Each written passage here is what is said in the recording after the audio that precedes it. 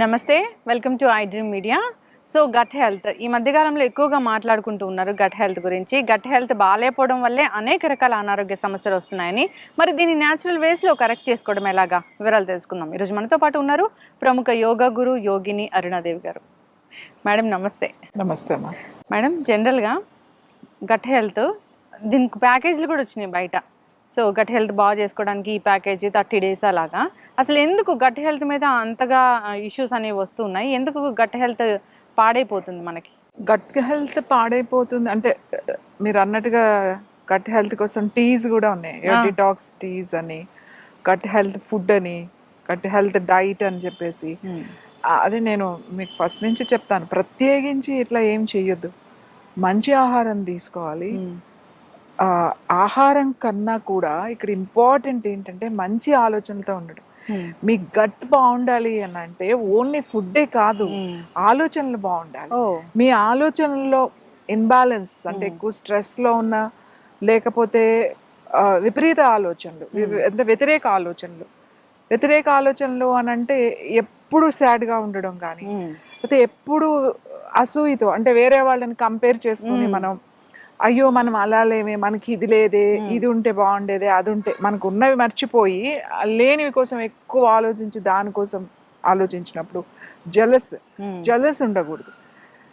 ఇలాంటివి ఎక్కువగా ఉన్నప్పుడు మీ గట్ హెల్త్ పాడైపోతుంది. Mental health gut health very very important. ఎందుకంటే మనం సెకండ్ బ్రెయిన్ అంటాం.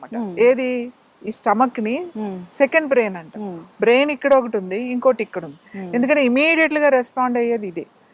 మీరు స్ట్రెస్లో ఉన్నా, టెన్షన్లో ఉన్నా, బాధలో ఉన్నా కూడా ఇమీడియట్లీగా రెస్పాండ్ అయ్యేది ఇదే. మీకు జ్యూసెస్ ఏదైతే రిలీజ్ అవుతాయో, మనకి డైజెస్టివ్ జ్యూసెస్ ఉంటాయి కదా, ఆ జ్యూసెస్లో ఇన్బ్యాలెన్స్ వచ్చేస్తుంది. అప్పుడు డైజెషన్లో ఆటోమేటిక్గా ఇన్బ్యాలెన్స్ వచ్చేస్తుంది. కఫ పెరిగిపోతుంది లోపల. ఆ కఫ పెరిగినప్పుడు ఏమవుతుందంటే వాటర్ ఎక్కువ పెరిగిపోతూ ఉంటుంది. ఇలా పెరిగినప్పుడు ఇంకోటి ఏంటంటే డ్రైనెస్ వచ్చేస్తుంది లోపల, ఇంటెస్టైన్స్ లోపల, స్మాల్ ఇంటెస్టైన్స్లో కానీ, ఈవెన్ పెద్ద పేగుల్లో కానీ బాగా డ్రైనెస్ వచ్చేస్తుంది. డ్రైనెస్ వచ్చినప్పుడు ఇమీడియట్లీగా ఏమవుతుంది, గట్ హెల్త్ పోతుంది. మీ పెద్ద జాయింట్స్ ఏవైతే ఉన్నాయో ఆ జాయింట్స్ కూడా అరిగిపోవడం తొందరగా, అయితే పెయిన్ రావడం, ఇలాంటివన్నీ వస్తాయి. సో మనం ఊరికే ఫుడ్ మీద కాకుండా మన ఆలోచనలు కూడా చాలా చాలా ఇంపార్టెంట్ మన గట్ హెల్త్కి. చూడండి, మనకి ఎప్పుడైనా బాగా స్ట్రెస్ వచ్చింది అనుకోండి, తినన్నా విపరీత తినేస్తాం, లేకపోతే అసలు ఆకలి ఉండదు, ఇంకా తినాలనే అనిపించదు. లేదు, కొంతమంది ఏం చేస్తాం, ఏదో ఒకటి తినడానికి ట్రై చేస్తాం. అది స్ట్రెస్ ఈటింగ్ అంటారు అన్నమాట. ఊరికి వెళ్ళి తినడం, లేకపోతే ఎక్కువ కాఫీ తాగేయడం, లేకపోతే ఎక్కువ స్వీట్స్ తినేయడం, లేకపోతే ఎక్కువ నాన్ వెజ్ తినడం, లేకపోతే ఇలా ఏదైనా అతిగా స్మోక్ చేసేయడం, లేకపోతే బాగా స్ట్రెస్ ఉంది నా వల్ల కాదు అని ఆల్కహాల్ తీసుకోవడం, ఏదైనా కూడా ఇవన్నీ అతిగా ఉంటాయి అన్నమాట. లేదంటే మొత్తం తిండి మానేయడం, ఈ రెండూ జరుగుతాయి ఈ స్ట్రెస్లో ఉన్నప్పుడు. నేనేమంటానంటే మీరు డిటాక్స్ వైపు, ఈ డైట్ గురించి ఎక్కువ ఆలోచించకుండా మైండ్ గురించి కూడా ఆలోచించాలి. మన ఆలోచనలు ఎలా ఉన్నాయి అనేది కూడా ఆలోచించాలి. సో మైండ్ హెల్త్ చాలా ఇంపార్టెంట్. ఈ రెండు లింక్. మీ బాడీ బాగాలేదనుకోండి, శరీరం బాగాలేదనుకోండి, మనసు కూడా ఎక్కువ రోజులు శరీరం బాగపోతే మనసు కూడా బాగుండదు. సో మనసు బాగాలేదనుకోండి, శరీరం బాగుండదు. మీ మనసు బాగాలేదు, ఏదో స్ట్రెస్ నడుస్తుంది, ఏదో ఒక పీరియడ్ మీకు ఏదో కష్టాలు ఏదో నష్టాలు నడుస్తున్నాయి, అలానే ఎక్కువ రోజులు ఉంటే మెల్లమెల్లగా first back pain, neck pain, ఈ జాయింట్ పెయిన్స్, నీ పెయిన్స్, మెల్లమెల్లగా ముందు indigestion problem, acidity problem, gastric problem, constipation, లేకపోతే డయేరియా. అంటే ఎన్నిసార్లు వెళ్ళినా కూడా సాటిస్ఫాక్షన్ ఉండదు, 4-5 సార్లు వెళ్తూ ఉంటారు. సో 4-5 సార్లు వెళ్తున్నారు. దీనికి IBS అంటారు, ఇరిటబుల్ బౌల్ సిండ్రోమ్ అనేస్తారు. కానీ ఇక్కడ ప్రాబ్లం ఎక్కడ వస్తుంది, మైండ్. ఇది ఇంపార్టెంట్. మీరు దీన్ని రిలాక్స్డ్గా ఉంచుకోవాలి. మనకి ఎప్పుడు ప్రాబ్లమ్స్ ఉంటాయి, మనకి ఎప్పుడు లైఫ్లో ఒకటి తర్వాత ఉంటాయి. ఎప్పుడు సుఖాలే ఉండవు, ఎప్పుడు కష్టాలే ఉండవు, ఎప్పుడు నష్టాలే ఉండవు. మనం ప్రతి దాన్ని అది బ్యాలెన్స్ చేసుకుంటూ వస్తాం, అన్నీ చూస్తాం, మనం యాక్సెప్ట్ చేయాలి, అన్నీ యాక్సెప్ట్ చేయాలి. ఎస్, మనం దీంట్లో నుంచే కదా నేర్చుకునేది. మనకి నష్టం రాకపోతే, మనకు బాధ రాకపోతే మనకు ఆ సుఖం గురించి ఎలా తెలుస్తుంది? అసలు మీరు ఎలా ఆలోచిస్తారు? ఆలోచన కూడా రాదు, మీ బ్రెయిన్కి వర్కే ఉండదు. స్ట్రెస్ అనేది ఎప్పుడూ ఉండాలి, ఉండకపోతే మీరు ముందుకు వెళ్ళలేరు. ఆ ఒత్తిడి అనేది ఉండాలి. కానీ మరి విపరీతమైనది ఉండకూడదు.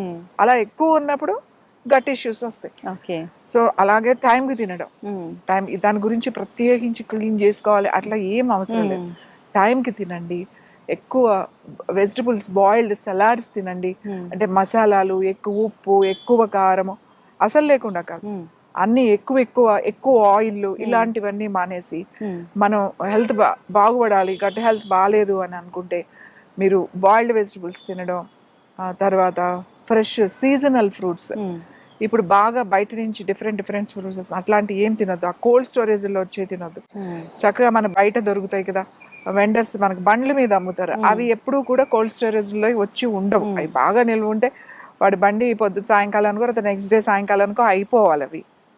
సో అలాంటివి మనకు దొరికే జామకాయలు, మనకు దొరికే అరటి పళ్ళు, పనస పళ్ళు, మన సీజనల్ ఫ్రూట్సే తినండి. ఇప్పుడు బాగా ఇంకొకటి ఏమవుతుంది అంటే బయట ఫ్యాన్సీ ఫ్రూట్స్ వచ్చేస్తున్నాయి, బయట నుంచి వచ్చేస్తున్నాయి. మనకి ఇప్పుడు ఎక్స్పోర్ట్ బాగా ఉంది.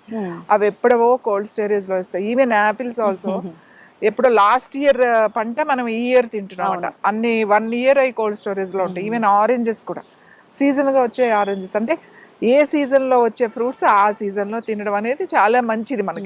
మనకు అన్ని దొరుకుతాయి కదా, దొరకని ఫ్రూట్స్ మీదకి వెళ్ళాల్సిన అవసరం లేదు.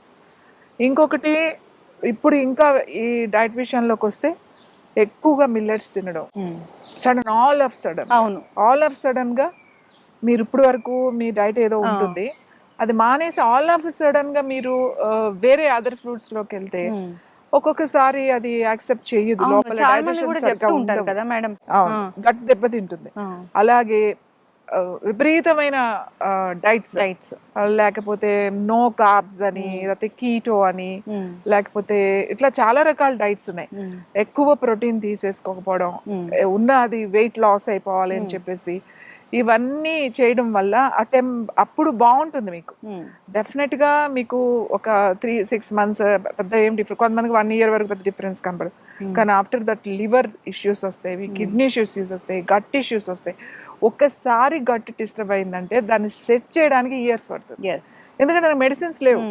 మెడిసిన్స్ ఎలా వేస్తాము? అలా నా దగ్గర చాలా మంది ఉన్నారు, విపరీతంగా తేనె నిమ్మరసం 10 రోజులు 15 రోజులు ప్రొద్దునుంచి రోజుకి ఒక్కొక్క బాటిల్ తాగేసేయడం. ఇప్పుడే రకరకాల డైట్స్ ఉన్నాయి, నేచర్ క్యూర్ హాస్పిటల్స్లో కూడా అట్లా ఎక్కువ తాగించడం. ఆ వెయిట్ లాస్ అయిపోతారు, ఏవి తినకపోతే వెయిట్ లాస్ అయిపోతారు కదా. ఇలా ఏదైతే విపరీతంగా చేస్తున్నామో, కొంతమంది ఏమో ఊరికి ఇంకా వేడి నీళ్ళు తాగితే మంచిదని ఇంకెప్పుడు వేడి నీళ్ళు తాగడం, మార్నింగ్ నుంచి ఈవినింగ్ వరకు వేడి నీళ్ళు తాగుతూనే ఉంటారు. కొంతమంది ఏమో కోల్డ్ వాటర్, చిల్డ్ వాటర్ తాగితే వెయిట్ లాస్ అని చెప్పి అది ఏదో చేస్తూ ఉంటారు. అది డిఫరెంట్, ఎవరికి నచ్చింది, ఎవరికి ఇష్టమైంది, ఎవరికి అనుకూలంగా ఉంది వాళ్ళు ఇష్టం వచ్చినట్టు చేసేస్తున్నారు. కానీ గుర్తుపెట్టుకోవాల్సింది ఏంటి, మన లోపల ప్రతి అవయవానికి కూడా మైండ్ ఉంది. అది దానికి అర్థం చేసుకుంటది. అది మనం జాగ్రత్తగా దాన్ని అర్థం చేసుకుని, నీ బాడీ గురించి నీకే తెలుస్తుంది, నా శరీరం గురించి నాకు తెలియాలి. సో ఏమి తినాలి, ఏమి తినకూడదు, ఎలా తినాలి అనేది ఇంపార్టెంట్. ఇప్పుడు ఈ గట్ హెల్త్ అందరికీ గట్ ఇష్యూస్ ఎందుకు వస్తున్నాయి అని అంటే, ఈ కషాయాలతో ఆగేసేయండి. ఇప్పుడు రావి కషాయం చాలా మంచిది, లేకపోతే ఇంకొకటి ఏదో గానుగ కషాయం మంచిదే. ఎప్పుడు తాగాలవి? నీకు ఏమైనా ప్రాబ్లమ్స్ వచ్చినప్పుడు, ఏమైనా వస్తుంది అని అనుకున్నప్పుడు, ఏమైనా సిమ్టమ్స్ కనపడుతున్నప్పుడు నువ్వు తాగు. అంతేగాని నువ్వు ముందే కూర్చుని రోజు రావ కషాయం, రోజు జామా కషాయం అవసరం ఏంటి? దట్స్ ఆల్సో మెడిసినే, ఔషధం లెక్కలోకే వస్తుంది అది. ఎవరు మన పురుగులు రోజు కూర్చొని కషాయాలు కాసుకుని ఎవరు తాగలేదు.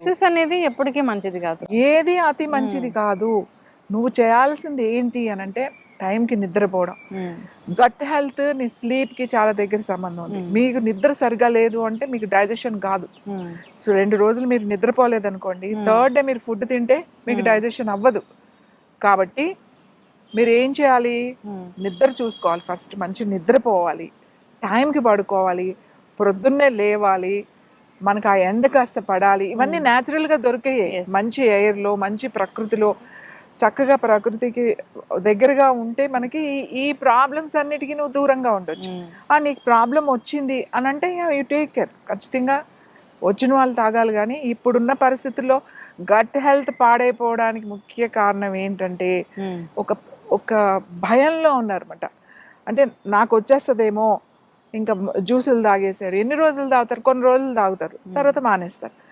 జ్యూస్ ఏం అవసరం లేదు. మనం రోజు అల్లం తింటాం, మంచి అల్లం తాలింపులో వేసి ఫ్రెష్ అల్లం తింటాం, వెల్లుల్లిపాయలు తింటాం మంచిగా, కరివేపాకు తింటాం, ఎండుమిర్చి తింటాం, తాలింపుల్లో వేస్తాం కదా, మెంతులు తింటాం, ఆవాలు తింటాం, ఇవన్నీ ఇవే కదా. మిరియాలు తింటాం, మనం ఏదైనా తాలింపులో అసలు మిరియాలు వేస్తాం కదా, మిరియాలు వాడతాం, మిరియాల రసం వాడతాం.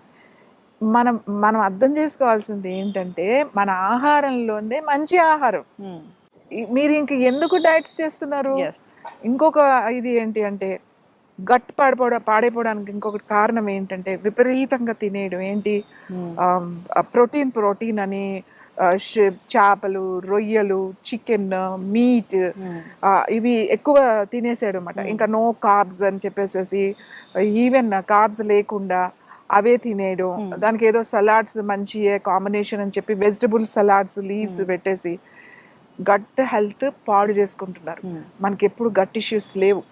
మీకు తెలుసో తెలీదో, కొరియా, తర్వాత చైనా, తర్వాత జపాన్ కొంచెం బెటర్. ఎందుకంటే వాళ్ళది కొంచెం ఫుడ్ వేరేగా ఉంటుంది. నార్త్ కొరియా కానీ, సౌత్ కొరియా కానీ, చైనా కానీ, వీళ్ళు గట్ హెల్త్ ఎప్పుడూ బాగుండదు. ఎందుకంటే అక్కడ కూడా 50% ఎక్కువ కార్బ్స్, నూడిల్స్, రైసే తీసుకుంటారు. 50% ఎక్కువ సీ ఫుడ్డే తింటారు వాళ్ళు. విపరీతమైన సీ ఫుడే కాదు, అసలు ఏది దొరికితే అది తినేస్తారు. మరి అదంతా ప్రోటీన్లోనే కదా. కానీ ఇలా తినడం వల్ల వాళ్ళ గట్ ఇష్యూస్ వాళ్ళకి ఎక్కువ ఉన్నాయి.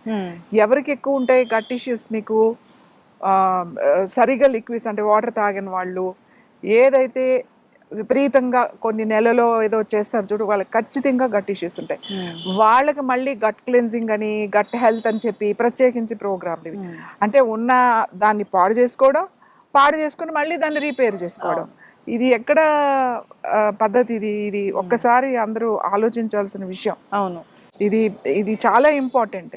మీరు వెయిట్ ఒకటే చూసుకుంటున్నారు, వెయిట్ తగ్గిపోతా స్లిమ్ అయిపోయాం మేము అనే చూసుకుంటున్నారు తప్ప మీ బాడీ లోపల ఉన్న స్టెమ్ సెల్స్ అనేవి తగ్గిపోతున్నాయి అనేది మీరు గుర్తించట్లేదు. ఇది ఎవ్వరికీ తెలియదు. మీరు పిచ్చి డైట్లు చేయకండి. చక్కగా మీరు తినే దాంట్లో మీరు చూడండి, ఒక 3 చపాతీస్ తీసుకోండి, ఒక కప్పు రైస్, మనం మామూలుగా వైట్ రైసే తీసుకుందాం, ప్లెయిన్ రైస్, అండ్ 3 చపాతీలు తీసుకోండి. దీంట్లో కార్బ్స్ ఎక్కువ ఉంటాయి. 3 చపాతీల్లో ఆల్మోస్ట్ 300 కార్బ్స్ ఉంటాయి. దీంట్లో మీకు వచ్చేసేసి ఓన్లీ 180, 160, 170 అంతే ఉంటాయి. ఏంటి, కార్బ్స్ కూడా.